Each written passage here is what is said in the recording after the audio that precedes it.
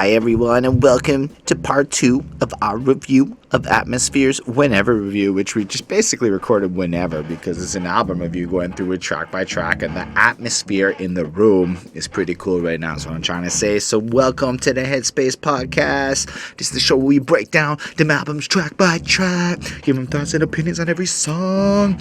I'm more excited for part 2 than you. No, I just had way more part caffeine. One. Way more caffeine at this point. Shit. I had taken a nap right before Chris showed up because I've been pretty tired. So I got a Fitbit, and that tells you how bad your sleep is. I can tell you one thing. When you look at the Fitbit, you're like, well, no shit, eh? I'm awake that much in the night? And you get data on yourself. I couldn't recommend the Fitbit more. Anyway, you're not here to talk about Fitbits. You're here to talk about Atmosphere. We just recorded part 1. The first 6 tracks gave our thoughts and opinions, contextualized the beginning of the story, where the key takeaway is this love relationship that has been described thus far is really hip-hop and more Atmosphere's relationship, Slug or whoever's relationship with hip-hop in relation to being an old man in a new era. On that note, it seems like a perfect segue to discuss The Hands of Time.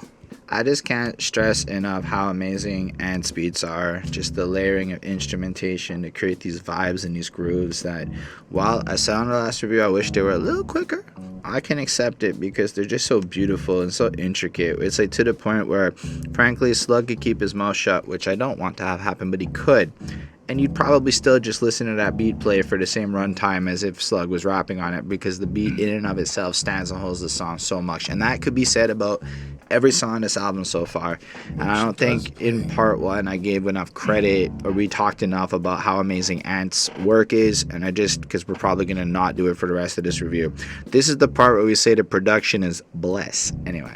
I mean, it does play a nice role when the production of the album and the individual beats really fit a lot of the narrative and the emotions that are being conveyed through the lyrics and how the artist is expressing himself. I do like that with this story aspect that we're getting from the project, as well as like connecting some of these pieces and really kind of breaking it down, that we can also appreciate the just the sounds that are being brought to this project to give you these little like I want to say moments, like these little, oh, this makes me feel like this, and as like Slug is going on about like whatever he's rapping about, it's like the little sounds just really hit you hard. So it's really, really well done. I definitely think Ant carries the atmosphere, of the album pretty well in terms of moving along the story. So where we last left off, it was with Dearly Beloved, and it almost kind of sounded like, they've been trying their hand with this hip-hop thing. Maybe it's like relating the old and the new, and looking to try to find a balance. I don't know if you see what I did there. That's my favorite Atmosphere song. Anyway, this starts off with this cool chorus. The hands of time are slowing down at this old heart of mine. And again, I appreciate that, because look, I'm not quite as old as Slug is, but I am 32 now, and I think a lot about aging and like how many more gray hair I have now compared to when I was younger, or just a lot of other physiological things that have me feeling more health aware. Like, you know what's crazy? Peeing isn't the same in your 30s. We don't talk about that because nobody talks about peeing. But yo, your like amazing bladder control at 21 does not last. There you go, youth. So I don't know, I kind of appreciate just thinking about it, because that kind of shit's on my mind. So it's cool to know that Slug also thinks about this kind of stuff. Anyway, I used to be assertive. Now I'm just exhausted. I used to want to burn shit, but now it all feels force-fed. So you're looking here and we're feeling that like he's kind of reflecting on maybe the other side of this conversation himself now as the album goes on. So, and I kind of get this too, because if I go back and, I mean, I make music, it's not the point, but if I go listen to the anger and the rage that carried in the tone of my voice and almost yelling nature of my older style to maybe now in my 30s, I'm a lot calmer. Like my voice doesn't elevate to the same stress levels. I've learned how to mitigate through it. So like if I did try to like rage per se, it just it would come off disingenuous, right? Like, there's a way for me to rage, but the way I used to, maybe what's attractive to, like, again, like, he says this shit and it just hits me like, wow, man. Yeah, I've got a fucking headache. I've had enough with all the heartache. I want to get away, sing about the better days. It's all shade when you're falling through the dark space. I didn't know my story would ever get told. Thought I would disappear into a cold black hole. And I like that because it's like this craving for something better. Like, you've just got the sadness and the pain, and a lot of his music has been that, right? And in a lot of ways I feel the same way. Like, if you do ever listen to my shit, it's not happy, it's some heavy crap, in my opinion. It's just my darkness pushed through it. And in a sense, after it's all said and done, when you do get success, your story gets told. So I think it's kind of cool, like, that he kind of looks at, like, I never thought it would happen, and then we're in this current world where there's no oxygen, no control of the pressure, and no mess left after I implode. So the opposite happens now. Everything's fucking hard. The pressure goes on. So you're gonna explode and shit. I don't know, man. I mean, I could go through the rest of the track line by line, but like, it's just this way he's towing in this one, where it's like he's looking at how he has changed within the game. Like, don't ever register. This is one of my favorite bars. Don't ever register the efforts of a heckler unless you can exploit it for your own agenda, right? And just that, like, idea where, like, now when he looks at the situation and negative reaction, like, look at the heckler that I made in, if you watch part 1, I basically took a heckler and I made a whole shtick about it and got 6 minutes of content out of that one comment. I exploited that heckler for my own advantage. I love it. The way I kind of interpret it was kind of also like, don't let the hate that haters have for you affect you unless you're gonna, like, do something with it. Let it strive you. Let it, be your drive to want to do better, not, like, really hold you down.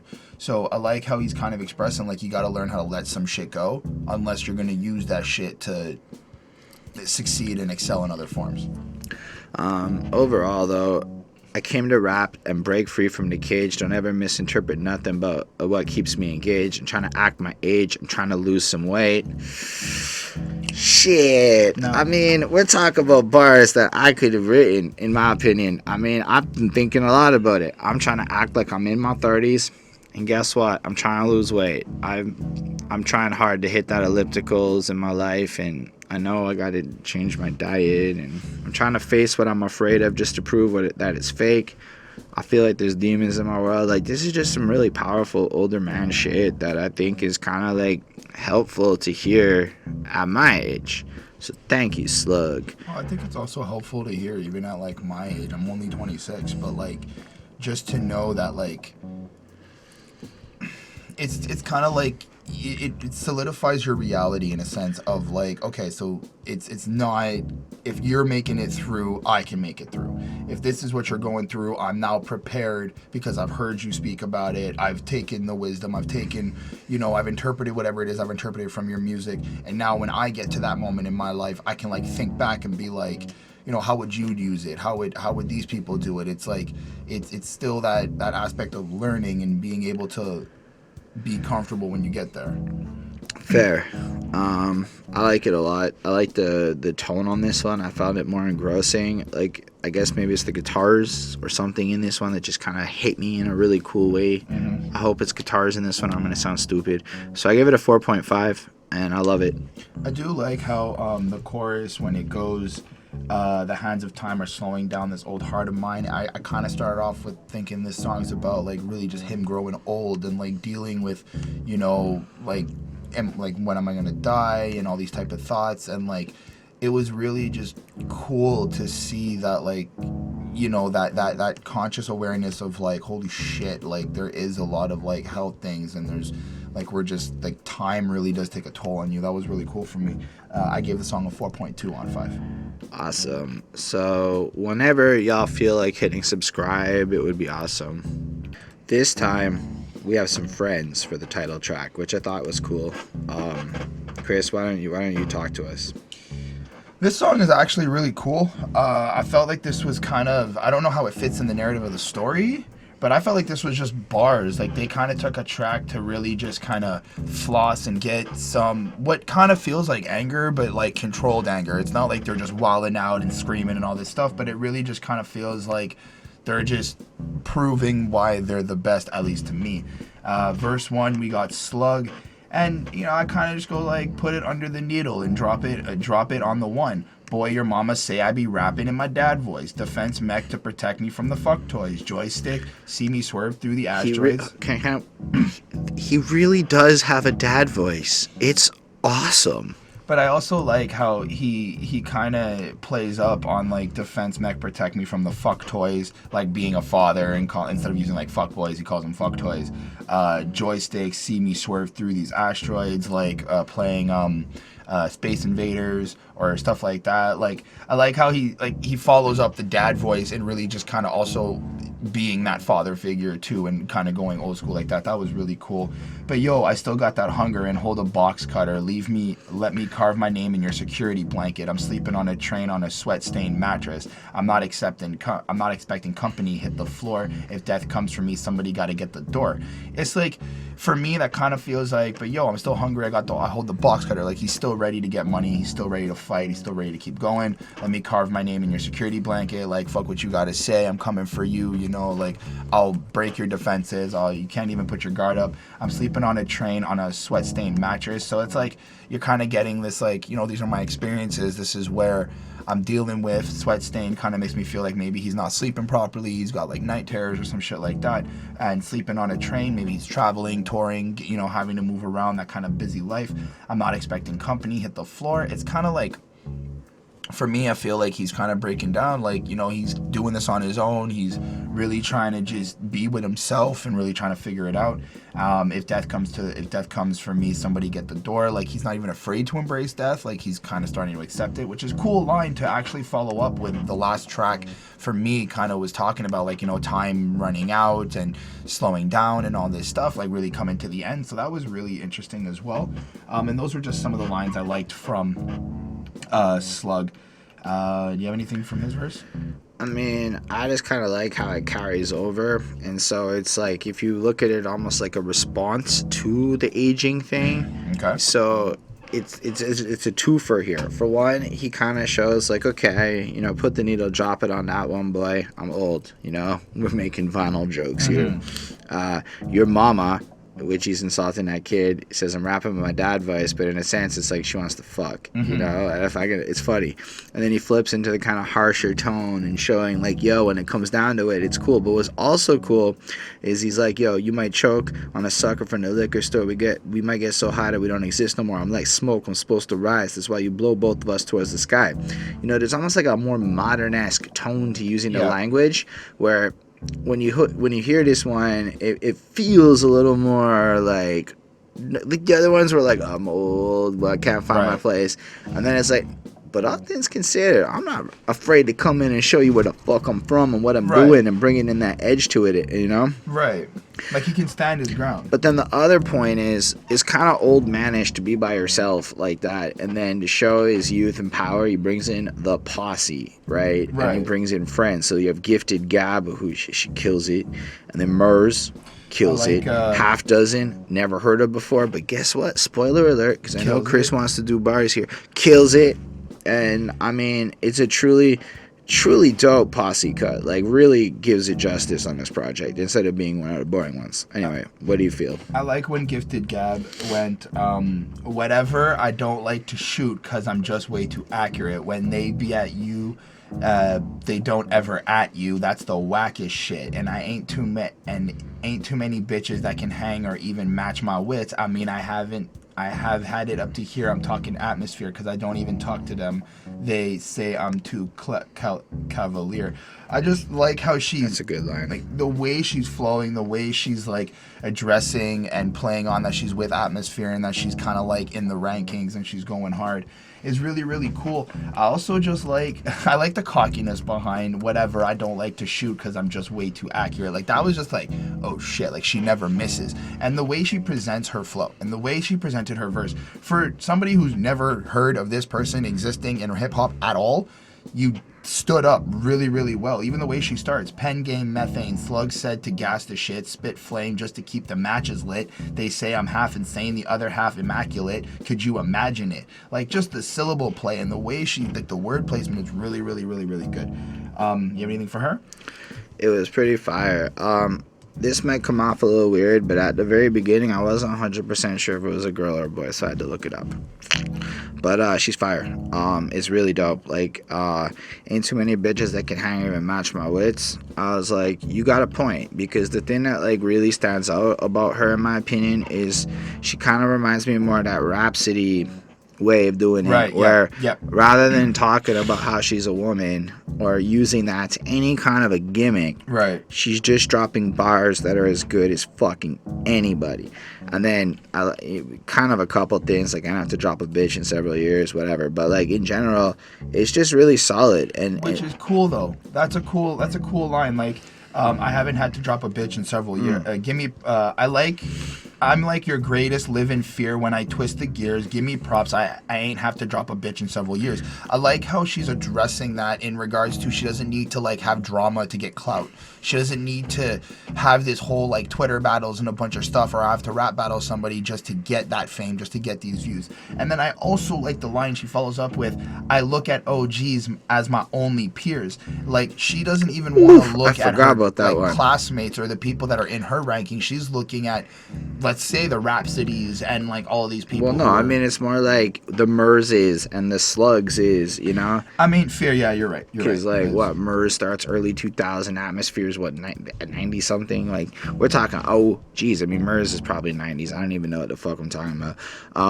Anyway, I like in Murs' verse when he just goes, instant replays says the play on the field stands. I pack the stands with my stanzas. My stands go bananas. It's a bona fide bonanza. And just, I'm trying to exaggerate the rhyming there a little bit, but just the way he plays all that about how fucking dope he is, and almost like and it almost makes you want to rewind it for how cool he's like laying it down. Word to Jason Alexander, and you're like, are you kidding? Coolest tomato at the culture could have cussed out Costanza. And I'm like, oh shit, because who does Jason Alexander play on Seinfeld? Why, it's George Costanza. And that's actually a fire bars. Fuck Trump and fuck cancer. 1992 years active for Murs. Fair enough. I mean, I'm okay with that bar, but it felt so like fucking force fed into this verse, like filler. What I liked was oral Krylon, I spray all my style on. And I thought Murs was doing like his weird thing where he's changed his words. No, Krylon is painted on wall paint, like from Home Depot. So I really liked how then we in Montreal, where there's tons of construction, so our mind is brighter than the orange ends on pylons because they're fucking everywhere. It's pretty cool, man. His verse is fine. And then Haphduzn comes in with kills it. Oh my god. It's pretty great. Quick-witted, sharp tongue. I don't mince words. Plentiful supply. Use strife as my stern. Take it in stride, but describe it I can't even say it right now. But the way he does it is just so crazy. Go. Yeah, no, I enjoyed his verse too. I feel like this is a great flossing chops. Like, walks off, big stick and slight lean, kept the nights clean when the nights got unsightly. And I have to give you credit on that, because I can't keep shoes clean for the life of me. Now, to be fair, I live in Montreal, and I don't know, but I don't know where he's from. And maybe your snow and slush situation is different than mine, but it's like half a year here, your shoes are going to get fucked up.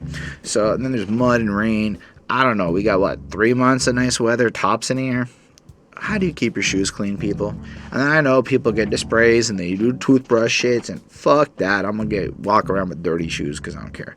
Anyway, his shit was fire too. I really enjoyed this song a lot. I thought the beat was also pretty spectacular, and it really it was dope, man. It felt like another dope track. Like, again, I'm not 1,000% sure, like, the vibe I would listen to this in. So that's the thing I have. I like it. I know there's a vibe yet, and I've yet to identify, like, this isn't copy paste music, it's not bicycle music, it's not any of that, but one day I'll tell y'all when I figure out what the vibe for this is. Either way, it's a 4.5 on 5. I gave this song a 4.5 on 5 as well. Anyway, that's lovely, Chris. I hope they agree. So we stalked Haphduzn, and he is from Minneapolis, so we respect the fact that you will have some serious challenge keeping your shoes clean, and if you happen to watch this, Mr. Haphduzn, respect, honestly. Shoe cleaning, not easy. Lovely's awesome. The video for it dropped. It features Nikki Jean, and she's lovely too. Oh, they have snow. Of course they do. I didn't know. I mean, I knew it was a snowy place. He said it on this album. Anyway, I don't know. My U.S. geography, it's like every freaking time I have to Google where in the fucking states this place is. And that might be preposterous to a lot of Americans, but I'm in Canada, so can you tell me all 10 provinces and 3 territories and where they are? I don't know. Can you? We probably can. There's a lot less of them. Get the comment. There's a lot less of them. There's 50. I'm from this state. Look what I know. 50 states, 13 including the provinces and territories. We're not used to that many. Anyway, I like this track. Lovely. Have I told? And it's got the slower kind of, I don't know how to say it, like swingy vibe to it, where like it's kind of loose like in a the jazzy little-ish feel to it. Like lovely. Have I told you I'm so impatient? What I meant is there's no escaping. I practice my smile, laughing and singing. I don't know why I tried to do a flow and then gave up halfway through. Protect you in between the span of my wings, and heard y'all was flying to Mars, but I think maybe y'all are trying too hard. So if we go back to maybe his commentary on the fame and all of that side of it, right? So he's impatient, and how that kind of reflects there's no escaping. So I guess he's committed. He's running into it. So he practiced trying to be nice and smiley and whatnot. Didn't really work out. Heard y'all was flying to Mars. That could be like a reference to the Zanny bars and things like that, right? And then also it could be a commentary on just like the actual flying to Mars and how like that's true. Maybe he's actually thinking that idea is preposterous. Like, I don't think it's preposterous. We should do it. But in general, I'm just saying we should fly to Mars. I'm a big Elon Musk fan like that. You shouldn't be surprised. Anyway, I think y'all are trying too hard. I used to feel like a weirdo because it was so difficult to be cheerful. And I like that line too, because that's something I'm starting to understand too. Like, I used to feel like a weirdo. But now, and it's because I'm like very fucking realistic with shit. And I find it so hard to just be like happy and dandy and having a good time and la-di-da-di-da-di like so many people do. I don't get it. It's like, shit's fucked up everywhere. Again, I think that is, so this is a Chris Chrome opinion, mine. I think it also has to do with what you choose to do with your life. Like, if you choose to chase a dream, grind and everything, I feel like your attitude towards a lot of shit is more realistic. Like, you feel like you're running out of time. You're always stressed. You got to do some shit. You got to take the next move, the next level. But the people who may just want to live and let live and just kind of work, make money and go party, like, that's just their life. So for me, I could feel how, like, growing up, even for myself, like, I did the partying, I did the fun times, but I also did feel like I was outcasted, weirded out, like, I'd go to these, like, house parties and try to have conversations that you generally just don't have at a house party. I find, like, at least the people that I saw myself associating with at the time, it's like I'm trying to talk about life while, we're all consuming XYZ, but everybody's just talking about, like, summer vacation or what, like, who they hooked up with or whatever. It's like just these menial conversations that for me I don't really care about, and that's how I kind of related to that. Sorry. And then I just like the way you kind of put, we were trying, because it was so difficult to be cheerful, we're trying to reach and explore in case I can locate some support. Every sources of thought is the breath of existence before. Metamorphosis is more than just a metaphor for next. And that's cool, because I feel like he's trying to, in a really elaborate way, say we were trying to build a community at Outcast that could be like-minded and build together, and what we're saying is more than just the words. It's actually about something of substance and value to kind of contribute to the world and shit. And then I was watching my son play piano and thinking about how he survived that avalanche, looking down at these shoes I'm standing in. I might be happy, this might be happening. And that was really cool to me. And the peak of this album, he looks at his son and looks at his shoes and realizes, you know what, like, things are kind of cool. And maybe this is happiness. And, like, maybe I have actually obtained it. Because earlier, I don't think we've got there yet. When we get to the chorus of something like the ceiling, a bit ahead, when it's like he doesn't know if he's even going to recognize the feeling when he gets there.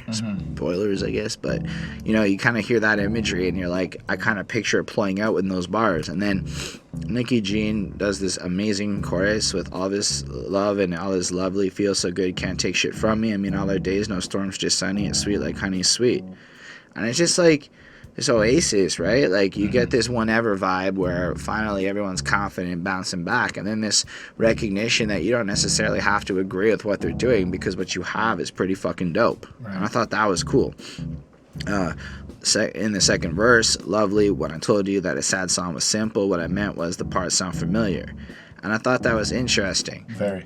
because I think what he's trying to point out then is that it's not necessarily that something is simple per se, but it's easier to connect with these negative emotions or whatever because it's something more maybe universal than other things like happiness, which is kind of weirdly constructed around a lot of things. I'm not saying happiness don't exist.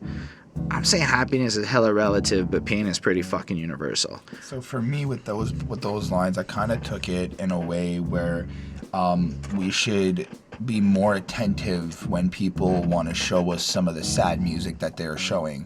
I like to believe that when somebody shows me a sad song, it's not to just show me the song that they're just listening to in rotation that week. It's because they're actually trying to tell me something that cannot be expressed by them, but they have found a way to express it in music, which is what I kind of took from this. When I told you the sad song was simple, what I meant was that the parts sound familiar. It sounds familiar from what, and the way I'm interpreting is what he's living, how he's feeling, how he's connecting to the music, which is the same way, I guess, as listeners and people who love hip hop or even just music in general, listen to music, we find a way to connect with it, which is something I wanted to bring up when I found those lyrics. I like how he continues off with, in the dark, watch you dance with your shadow, loneliness feel like it's sharp enough to kill you, but even when you got somebody to build with, won't automatically promise it's solid. Keeping my feet planted, firm in my footprint, learning to look through the clouds when it's crowded, when the thunder hits louder than hunger, start running for cover, cut off and block numbers.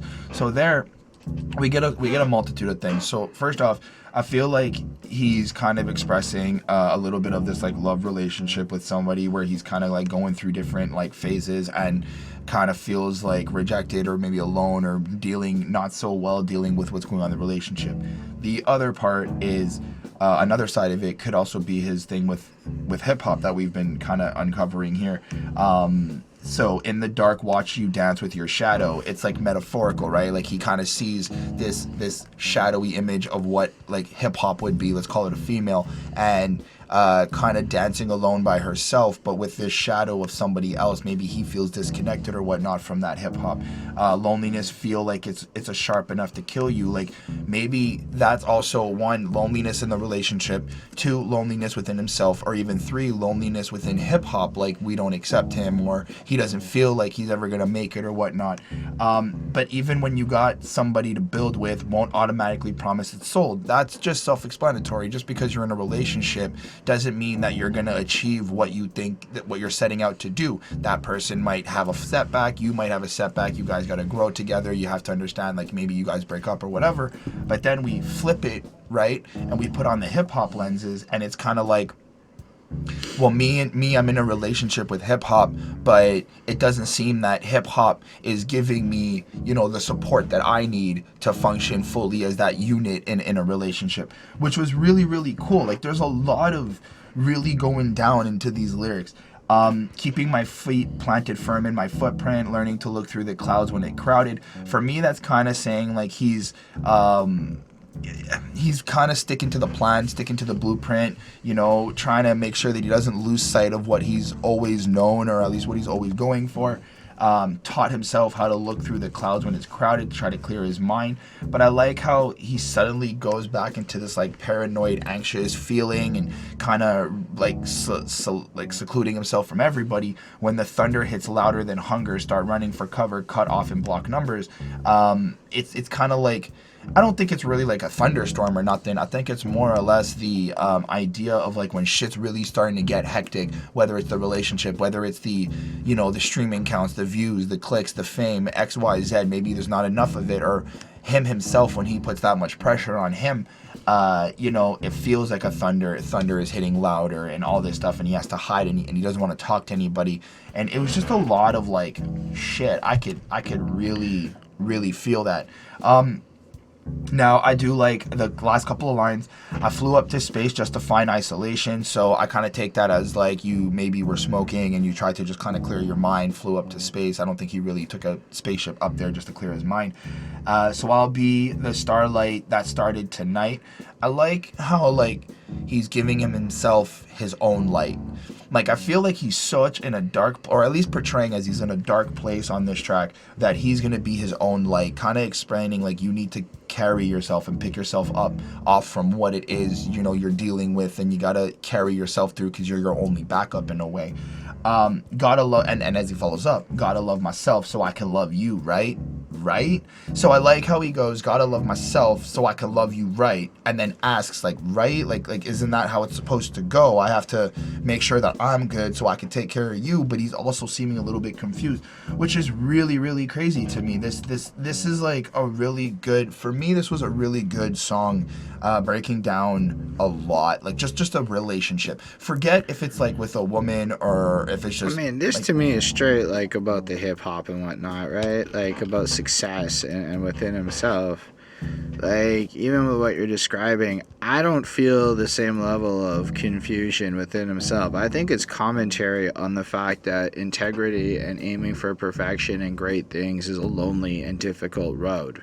That at the end of the day, the only way you're going to make it through that psychologically is to end up loving yourself. And if you don't love yourself, if you don't have pride in what you do, how is anyone else going to care or whatever, right? So going through this journey of trying to figure out your place inside of things, you know, it's like he kind of ends at this point where it's like you follow the rules and you go through all the motions of what you're supposed to do, but it doesn't necessarily mean that it's going to turn out the way that you think. And then as you go through it and you try to understand how to like navigate the situation, there is going to be loneliness in it. It's going to be kind of complicated. You may kind of like try to avoid looking at the numbers or the commentary of the success because it's painful and it's complicated. Or what's the point in creating all this art, etc., if like nobody is going to care or listen or whatnot. So I think when he goes into the isolation and go up to space, it's kind of like maybe he's getting high, but I look at it more like he's going back to that place where he's creating the art for himself again, because how are we supposed to care about the art in the first place if he's not even going to go and create something that we're going to want, like he would want to go ahead and listen to. So I thought that was pretty cool, and I thought it was really great.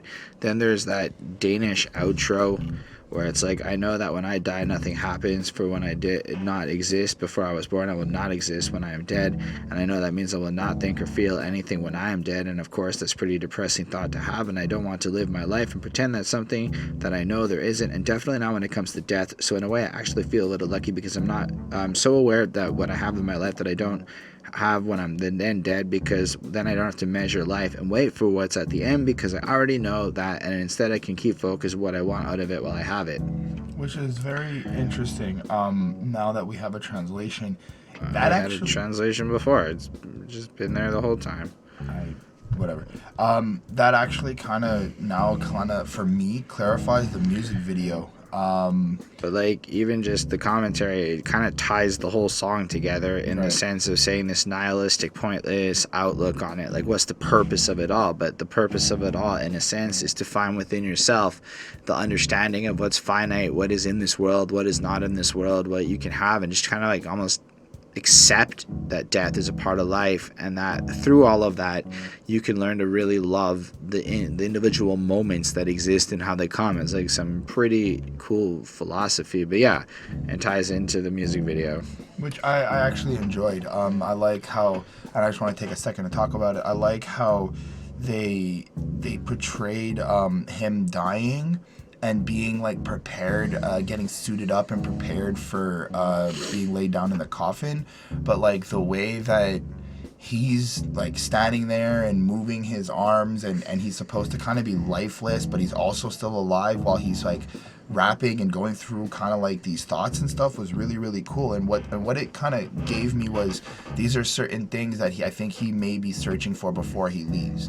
He's like afraid that as his time is going and time is taking his toll and stuff, you know, he kind of going through this, and he doesn't want to, I guess, leave empty-handed or whatnot. That's kind of how I interpret it. I don't think it's about like how he wants to leave empty-handed. I mean, I agree with what you're saying about like the more journey side of it, but I think it's coming to the understanding that certain things have value on this earth, and it's about the perspective of trying to find it. So in the midst of everyone going through this materialistic quest for all the different things they're doing, it's like to look at your son and be like, oh shit, that's what's really important. Or, oh crap, I've got an amazing life. Oh, look at the sun, it's dope. You know, like that kind of level. Like the little things in a sense? Yeah, in a sense, you know, like learning to love yourself again, because that's very important. I don't know. I thought it was a really great song. And this is a couple of tracks too where like the next song kind of starts over the skit of this song, and then you just kind of like moves into the next one. But I really like this one. I give it a 4.5. I gave it a 4.2. And the next one is called Son of Abyss, which is like a bitch. Oh! So this was an interesting track, I would say. I love the more western feel of it that we got going on. It's like, imagine if we all shared a secret, maybe then we could connect in that space where we keep it. If you and I bleed and it's the same blood, but I still need a reason to believe in your love. And that's a cool thought. Like, what if there is some kind of like universal truth or like some shared experience that actually does exist between us all? And if that's the case, would I need a reason to believe your love? Because the truth is we're all the same, so I wouldn't need a reason. It would just be like an inherent thing, you know? I was like, damn, this is going to be one of those deeper ones. I'm trying to stay ahead of all the developments, got to acknowledge the devil in a room full of elephants, and now I'm looking for an easy escape. Open the window, I'm about to leap my faith. And I wonder for that if it's like looking at how he's watching the whole game progress and everything, and he's trying to understand how to maneuver it all when you can see the clear evils in this room full of elephants being obvious shits. And so instead it's like, I'm about to try to escape it, open the window, I'm about to leap to my faith.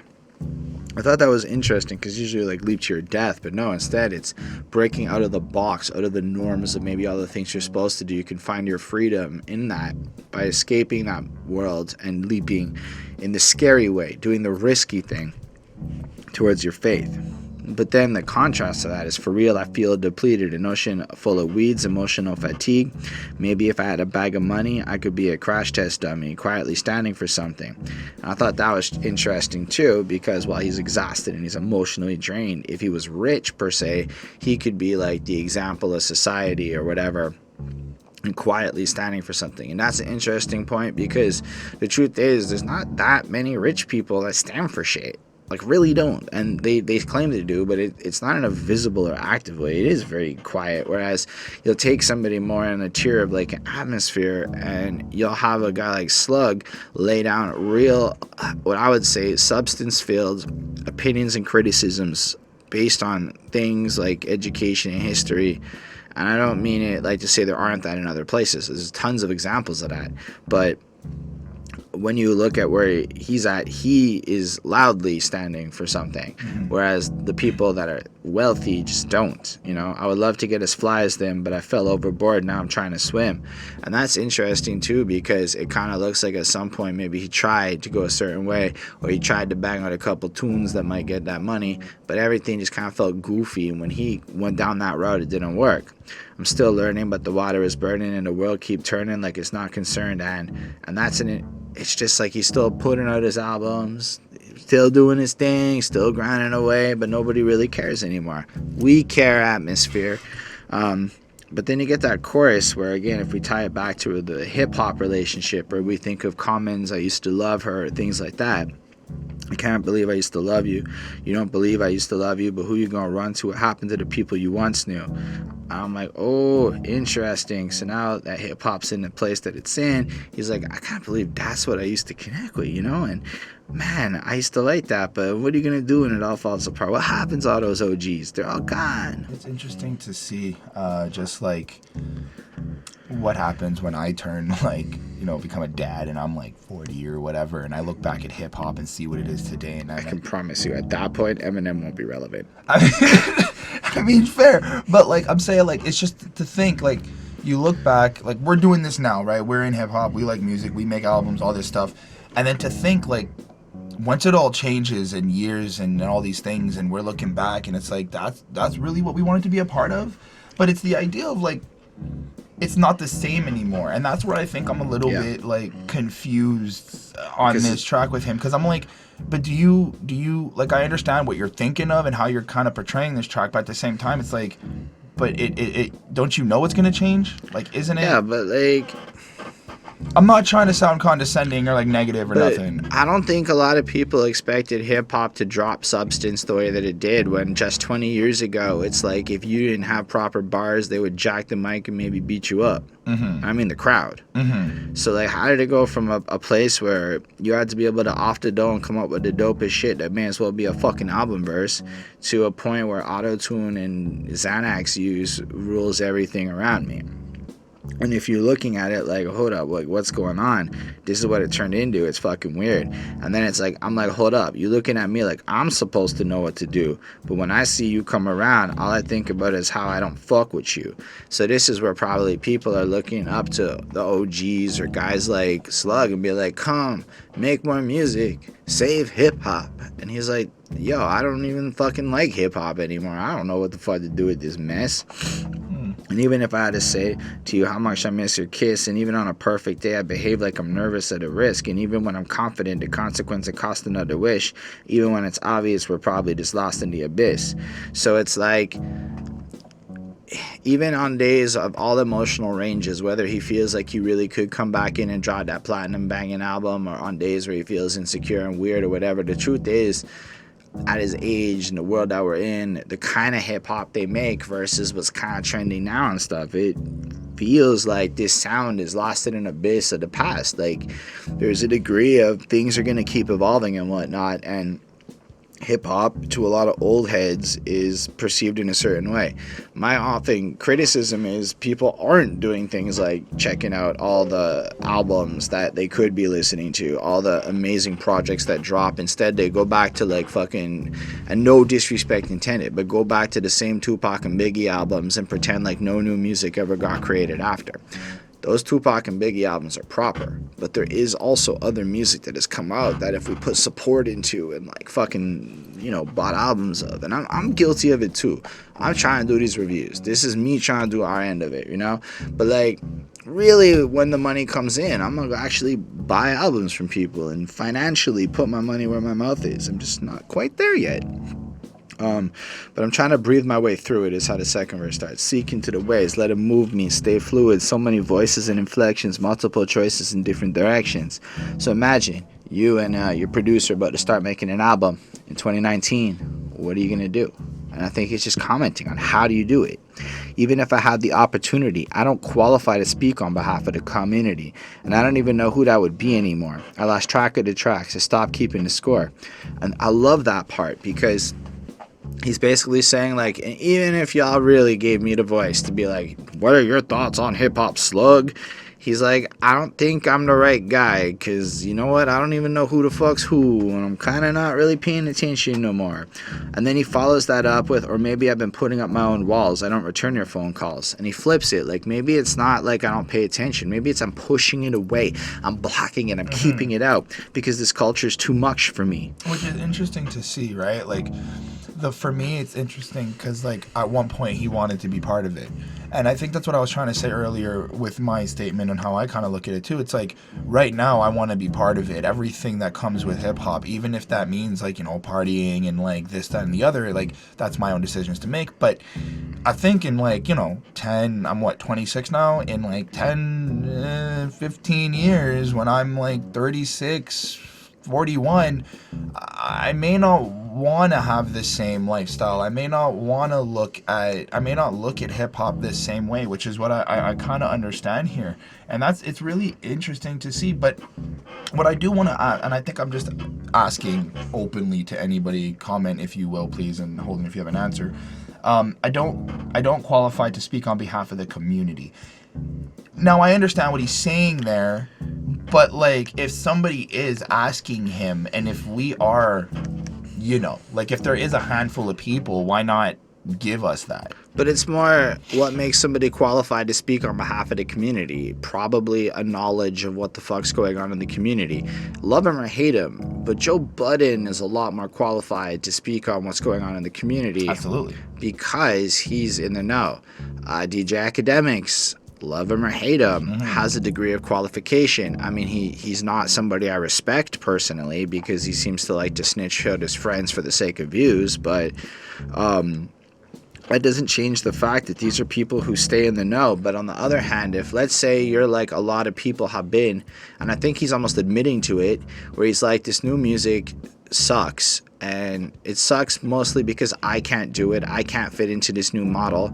And then he blocked it all out and said, oh, fuck that shit, I miss the old days and whatnot. And then, you know, you got this whole situation where now, does he really have an opinion because he's so disconnected from everything? How could he have an opinion? He can come in and talk about, you know, why 2003 was whatever. Right. But, like, can he come in and really comment on Lil Yachty? Can he bring up the nuances of Lil Uzi Vert? You know, like, there's... Sure.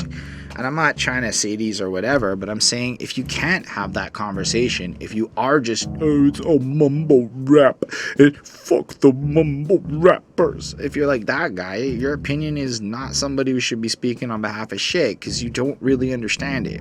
And if you don't really understand it, shh.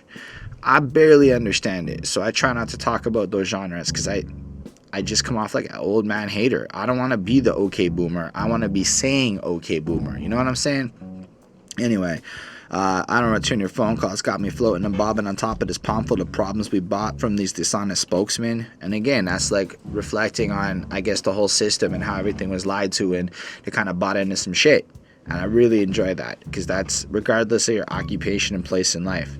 I kind of hope we turn it all into ash. I don't want to have to adapt to the aftermath. And that's an interesting point too. Like, maybe we should torch hip-hop, torch it all, get rid of it, rather than let it morph into something that it could turn into. Although I think the trends are going to flip in a way that is going to be good for guys like Slug.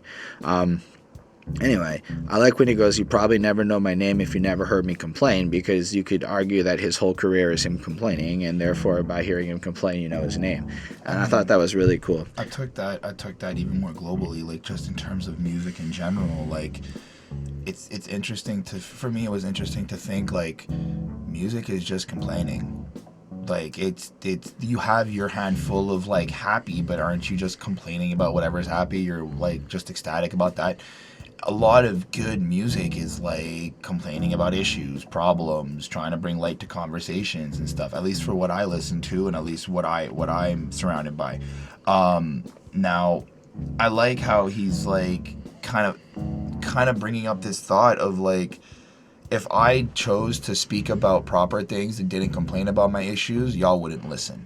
That's how I kind of took that bar. It's like, if I were to kind of act like my life's all good and everything's all great and flowers and stuff, I don't think many people would have listened. Or I don't know. I think it's more nuanced based on his style. Kind of like, the only way you know me is because I complain. Right? Like, and maybe I'm just reading into it too much. Well, I mean, so I mean, that's just, but I'm talking about literally applying to Slug in particular's album series of being a really whiny emo rapper is a way to describe him. I'm not talking about bad whiny emo. I fucking love that shit. But that's kind of what his career is. Like, one of the most profoundly, Atmosphere finally got a good record. Yeah, right. That shit almost sounds convincing. You know, it's like that kind of shit, you know? So in his world, it's like literally his whole career is kind of him complaining, but in a way that's awesome. Okay. But you're probably right too, because he is pretty layered in the way that he composes shit. Anyway, the next song on this album. Wait, did you give it a grade? 4.2 on this. I gave it a 5 on 5. It's brilliant as fuck. And then the next one, I don't know. It's called You're Gonna Go. And you're gonna go somewhere, sometime. So, I'm not gonna lie. The last 2 tracks on the album didn't have lyrics when we got there. And I transcribed the first draft of the lyrics. Somebody edited them after, but so... You know when you transcribe lyrics and it takes a while and it makes you feel like, ugh, with the song for a quick minute, because you basically are type a line, rewind, type another line, rewind, catching up. Now, on the other hand, sometimes this experience of transcribing lyrics is a fucking nightmare because people slur, or it's not like 1,000% clear, or whatever. In this case, it was a pleasure because like I could really catch the lines. They just had like a good cadence to them. They were easy to remember, and I thought it was nice. This one starts out with like this chorus where it's just like, I don't know where you want to go, but I know you're gonna go. So it's like, I don't know where you're gonna go, but I know you're gonna go. So it's like, I don't know what's gonna happen, and I think he's still kind of talking to hip hop here. I don't know the direction, but I know it's something. Something's gonna happen.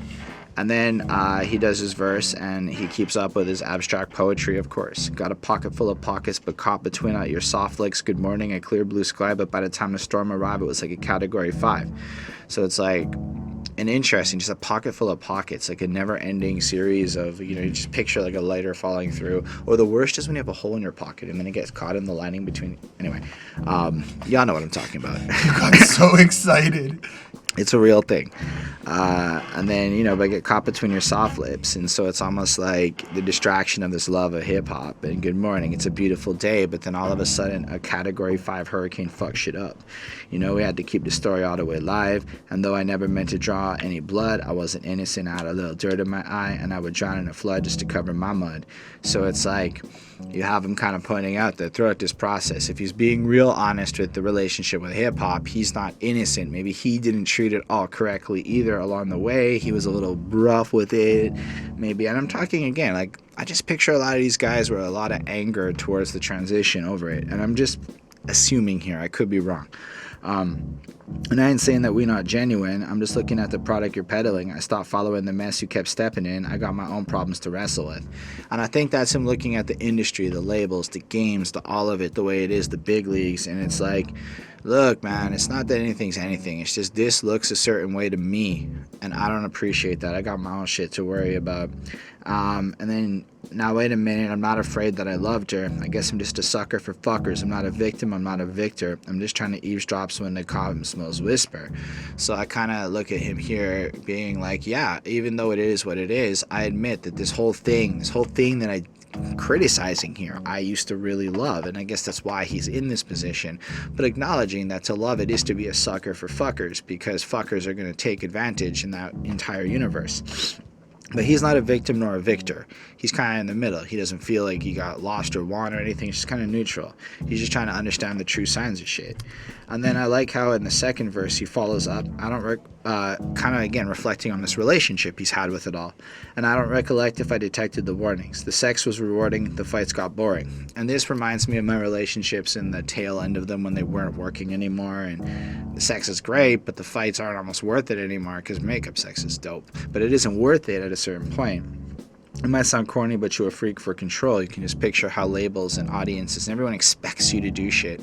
One of the most profound Mike Shinoda lyrics from Linkin Park is how he's like, the worst thing about a blueprint is a gift and a curse, because everyone wants the new thing to sound just like the first. And so once you do slam it out, it's like people put you in a box and you're not allowed to do anything new, and it's a lot of control. It seemed likely the right time for me to get old. I knew you were still feeling me, but knew you were probably willingly fantasize about killing me too. So in the same way, hip-hop's still cool with him, but he's kind of old. If Atmosphere faded away, whatever, if he died, it would probably be good for his sales. Shit like that. We could make some more cash out of him. So tell me what the hell you expect me to do. So I never said bye, never checked in with you. I just dipped out, went and did my own thing, and I stopped advertising. Even this album, there's no promo, whatever. There was that one. Dropped. There was that one single where he announced a tour, and then I tweeted, Atmosphere said I should go see them live once in my life before I die on the last album, because that is a freaking chorus. And they're coming to Montreal. So I'm really considering buying tickets. They're not that expensive, so I feel like I should go see Atmosphere once live before I die, and this album doubled down on that for me. And I just really like it. I like the fact that people kind of almost want him to still be there, and it's like even though he tried to leave out and escape the toxic nature of it, there's still almost like this recognition that people kind of still like him. But I guess I should be flattered if I could stand up, I wouldn't even help free myself from these handcuffs. There's probably not a lot left to say. We depend on the infliction, addicted to the way we get away. Even those of us that's afraid of waves, gonna still play a role in digging our own graves. You gotta go, hey. And then it just kind of does the little chorus and a little outro bit where he repeats it for a while. I don't want to know where you want to go, etc. But you kind of look at it like, as much as he hates what it's become, there's a part of him that is this, and he can't not be it at the same time. So as much as whatever, he's going to actively contribute to it, which in a sense is like digging his own grave. So I thought that was all pretty fantastic, and honestly, I give it a 4.5. I really like this song. Sorry, I wrote the lyrics for both the next two tracks. I'm like, fuck that. I know Chris only got the lyrics over there because I wrote them, and I'm not saying he didn't listen, but I know how it goes. Anyway, what do you feel about this track? I really just like how he is accepting, I guess, what he thinks where he's at in hip hop. Like, I get this feeling that he's kind of like, look, I know what I can do, I know where I'm at, and I'm just gonna keep grinding, even if that does dig my own grave. But I'm not going to succumb to this pain anymore. I'm not going to let myself be obsessed with having to be famous or be accepted in hip hop or having to chase this thing. I'm old now. I got other things to do. I'm okay with where I'm at. I feel like he's coming to like this full circle of like, I'm okay with where I'm at. I'm done with you. You have to go. I don't care where you go. Whatever, you just can't stay here. You don't have to go home, but you just can't stay here. Whoops, I can't sing anything because that could get this fucking copyright. Right? Hold on, I'm missing it wrong. We'll parody it. Boning time. One last call for sex. You see? It's parody. You can't do shit. That's actually true. Because I changed all the lyrics, I can use the melody. It's fucking stupid. Go in ahead. either case, that's kind of what I got from this. I did read through the lyrics, and Holden did a really good job of breaking it down. I don't have much else to really top what you were saying. But I just like how we got to that point where he kind of stood his ground with hip-hop and was like, I'm done. Well, I don't think it's that I'm done. I think it's I'm done. But after saying I'm done, I'm kind of sucked back in. Because at the end of the day, what are we doing? We're talking about his latest project, which almost seems to explore his journey of getting back to this project. I don't want to. Okay, so done. Not like I'm not using done as like final. Like I don't think this is the last album. I'm just saying he's done trying to be. Well, I mean, I agree that he's not trying to go mainstream, but I think after having his love-hate relationship with, I guess, continuing or pursuing it all, it's like he's come. I have to. Almost, you know, I don't know where it's. I have to keep doing this. I don't know where it's going. I don't even know if it's worth it, but I have to keep doing it. Okay. That's how I took from that one. I see that. That's interesting. I gave this song a 4.5 on 5. Yeah, I really enjoyed this. I like the production of it. I like the way that slug just flows right through it. He's got this very. I mean, I admit, I did think this was also about, like, you know, a woman relationship, and he's kind of tired, and he's like, we're over. But he does play really well with the tone of the voice and really having this, like, confident but also hurt, in a sense, sound to him. So, really good. 4.5. That's dope. So there is one more, and we're going to talk about the ceiling, which, in case you were wondering, we got blue shit, like the sound panels, stapled to the ceiling in this room. I burned my security deposit. So we finally got to the ceiling, which honestly is another amazing track. We don't want to have that happen, Holden. There is no ceiling for us. No, I mean, like, I quoted it earlier in the project, and I feel like now we can talk about what this song is. Transmitting live. First of all, the beat's ridiculous. It's got this cool vibe going on where it's almost like more serious, like we're ending on a serious note. And I kind of like that we went through this whole album and everything's just serious. That's my life. Everything's fucking serious. Respect. But I think it plays into the whole. So if we take on the aspect of dad rap, right? Like, do you want a serious father? And I'm not talking like strict military. I'm not argue that the last album was way more dad rapping, but I agree with what you're trying to say. I want him to be an older man giving me that real shit. At least responsible. But what I mean by serious is you can do it in a way where you're still turning up. You can of course. You can do it in a hype way. But what I like is the serious tone of it all. Like there's a sense of urgency to every second, like almost anxiousness within him that he has to get this shit out. Anyway, I liked it a lot. Transmitting live from the cusp of extinction. Look you in the eyes like, fuck, what is you thinking? I'm kind of feeling like there's nothing left to defend, but keep it Franklin. That's just another weakling.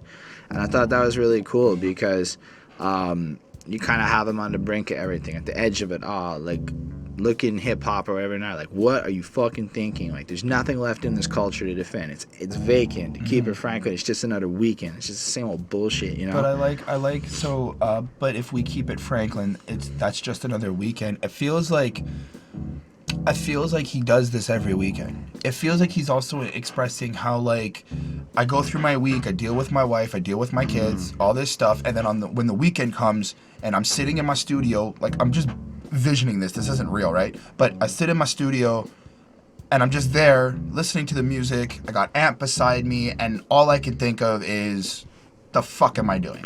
Well, I mean it more like he's looking at this culture, like, what were you thinking to pursue this? Or possibly, I guess, within himself, but I guess to defend or pursue the idea of, does this culture make sense anymore? You know, I guess karma really gives you what you paid for, because America, which I thought was dope, because it called back to that Ice Cube album, got blood in a carburetor. I'm in the mountains hiding out from the park ranger. Something about putting a slug in your heart chamber. And that was one of my favorite lines on the album. So he's kind of like looking at the situation or the racist angles of today and the whole whatever. And it's almost like a karmic, like, America almost deserves what's happening to it. And though he's in the mountains, he's evading it all. And then something about putting a slug in your heart chamber. That's an amazing line, because it's like a bullet to your heart and the park ranger's trying to, like, clip him or whatever. But simultaneously, he wants to put a slug, you know, it's his rapper name, into your heart chamber, as in he wants his words to be essentially like some shit that moves you and gives you something to feel and whatnot. And then I love how he goes, if I ain't the one that wrote it, then I quoted it. Ipso facto, I overlooked your ownership.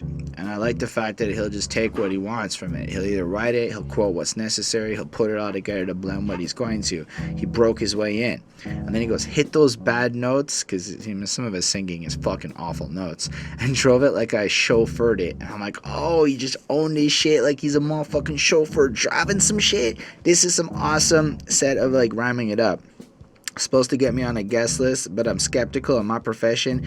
Don't nobody act professional. So what I thought was powerful about that is how I agree. I mean, let's say I'm a professional at work, not like in the sense that I have a degree, which is the literal definition, but more I have the kind of job where I have to be professional in the context you think. And when you go to do business with a bunch of rappers, and I mean this sometimes, there's some serious egos that get in the way of good decision making.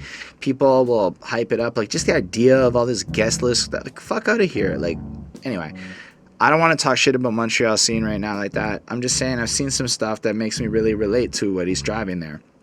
And how, like, it's hard to be a professional in a world where nobody else wants to. And that can transcend way beyond hip-hop. Decided I'd arrive a little bit ahead of schedule. Like, I go to events before they start knowing everyone's going to be late. And I think it's a funny line that he says it like that, because it's professional to do that, but also kind of like the way he dropped his music was before it would have ever been cool. In a sense, there'd be no emo trend in rap if it wasn't for guys like Atmosphere back in the day. I started up a heavy metal band with the devil. It goes, I've been working my whole life to touch the ceiling. Don't even know if I recognize the feeling, but I've been working my whole life. And that's some shit I can relate to the point where you grind and you get used to just working, and then nothing ever really works per se, or in the sense of what you want it to. So you start clocking success one day. You never feel it. You get to this ceiling per se, which was supposed to be the limit of your success. And when you do get to that point, will you even know it? Will you even feel it? Will you even?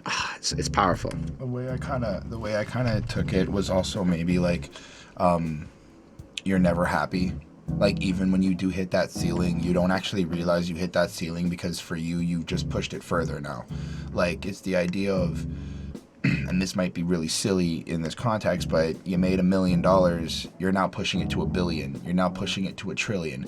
It's like, when do you put your own limit to stop? Like, where's your own ceiling? Which is where I kind of took from that, where it's like, if you keep pushing your own thing, right? Like, he looks back on that one song, he looks back at his son and he's kind of contemplating, like, is this happiness? Like, you know, maybe this is where I should put my ceiling? Like, right now I'm good, okay, everything's good. But it seems like, once you've acknowledged where you're at, you then go, fuck it, I want more. And then I want more. And then I want more. And that's how I kind of took that line, where it's like, you never really know if you're going to hit that limit, because, you know, I could pop tomorrow and that could just be my end goal. Like, I just want to pop. And then suddenly I want to double platinum pop. I want to boom, boom, boom, boom, you know? But it's more like, would you recognize when you hit success? But that's what I'm trying to say is, like, I think it's I don't know if I would, because I feel like I'm the type of person where once I get that, I may want more. I mean, I get that, but yes.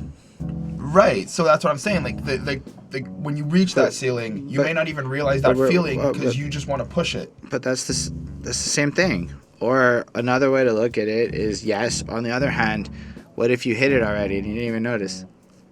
And you just keep trying now, and you're just not going anywhere. Or you keep pushing it, and you don't even know if you hit your peak.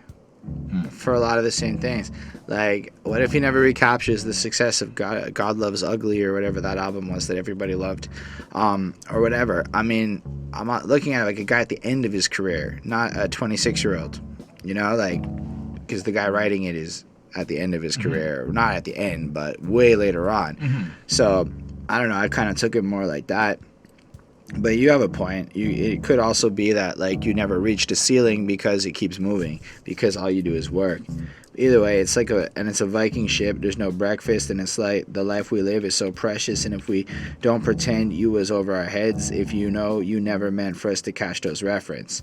So I thought that was cool, because it's almost like when people put this really slang driven, like, whatever bars in, and like they make it super layered and coded, and then judge you for not getting it, even though they did everything they could to make sure that only the right people know what the fuck it meant. Like, that kind of shit. I thought that was fucking interesting. Almost like jargon for political speeches and things like that. And then that right, and just so I understand it, nobody in command will willingly give up the upper hand unless suddenly their gun is jammed and you pry it from their motherfucking hands, right? So another way to look at it is the people who are in control, the people with the money and power, the people with the top slots, will not give it up unless you can force them to, because that's just the way of the world. And so we're in a situation where power doesn't trickle downwards. It just kind of gets accumulated by those with power, making the whole situation complicated unless some kind of a revolution comes of sorts. And I've been working my whole life afraid of the clock, and I know that ain't right, because I can't make it stop. Gotta show up and finish the shift. The baby told me being present is a gift, and maybe that's why you refuse to fall asleep. Probably keep it moving till the heart stops responding to the beat. I thought that was great too, because, you know, time in itself is something that he's afraid of. As it passes, being afraid of not using it right or taking advantage of it, and then knowing that that's not the right way to live, but, you know, it's fucked up because you can't stop it. You know, got to show up, keep moving. But then you have this kid that teaches you to value time in the present and the understanding that now is a gift. And then you kind of look at, like, he's almost looking at his kid, and it's like, well, maybe that's why you're not sleeping. You're crying here, forcing me to be, like, awake and aware in this moment. And probably keep it moving till heart stops responding to the beat.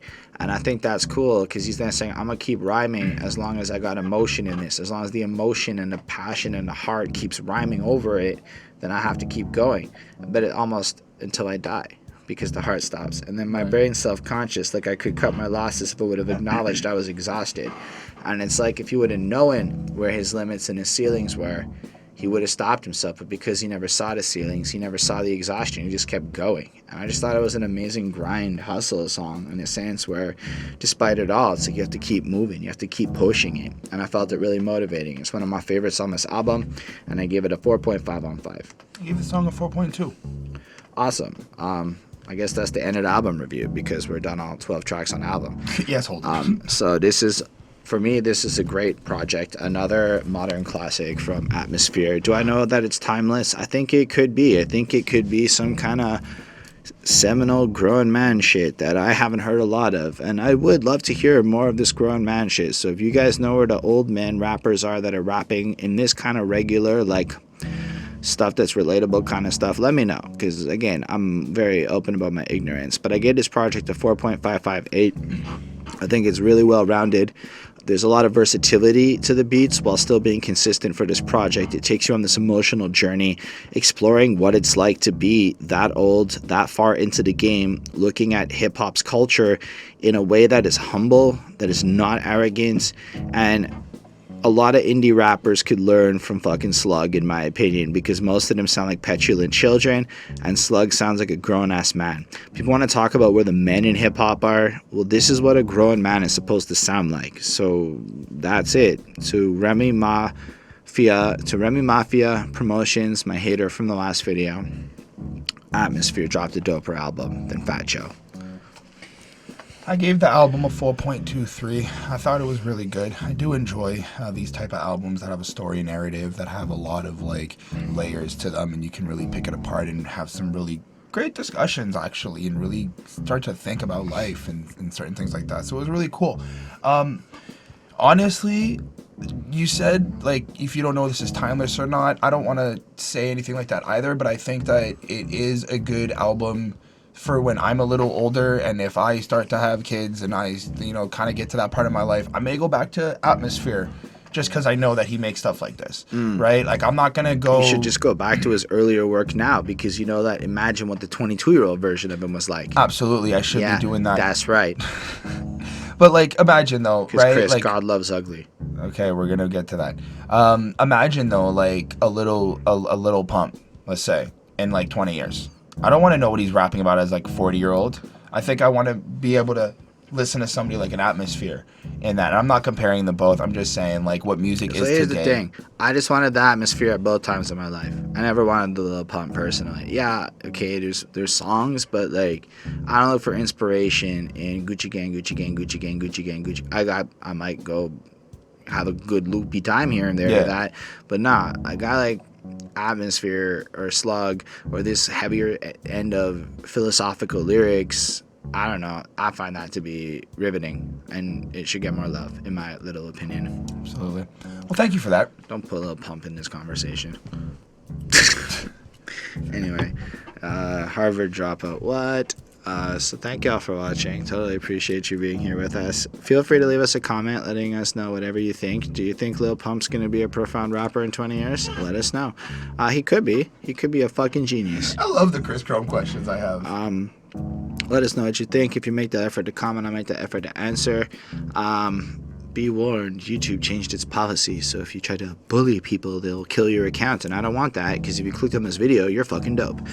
Even if you want to hate on me, just do it kind of respectfully. Like, don't use cuss words and violence. Just be like, you sound real ignorant. Use that. That's a very fair one that YouTube won't get mad at you for. I'm just trying to give y'all advice because I want to see y'all thrive on YouTube too. And check it out. The community policy changed last week, so it's kind of weird. It's nice, but weird. It's nice for me, but weird for y'all. Anyway, subscribe, like, all that good stuff. Special thanks to the patrons: Ismail Gadamsi, Chris Prada, Jonathan Barnes, DJ Black, Hurricane, Lindo Williams, Courtney Sparks, and Scribble. They support what we do, helped us get a new camera, helped us get on Spotify, helped us pay for the Squarespaces. Yes, I'm working on that. And then they get to request album reviews from us, and we'll figure out new stuff next year to make it even more riveting, exciting, and tantalizing to just support behind that suit. We also make music. You can check that out on all the platforms possible. Holden, Stephan, Roy, The Alternative Grind is the name of the album I just dropped, and Chris is on it. He's on track 3. It's called Hurricane, so you can listen to Chris and his verse. The dope verse. Thank y'all. It's wonderful to have you with us, and I think and I hope that Atmosphere like Star Trek, so live long and prosper, everyone.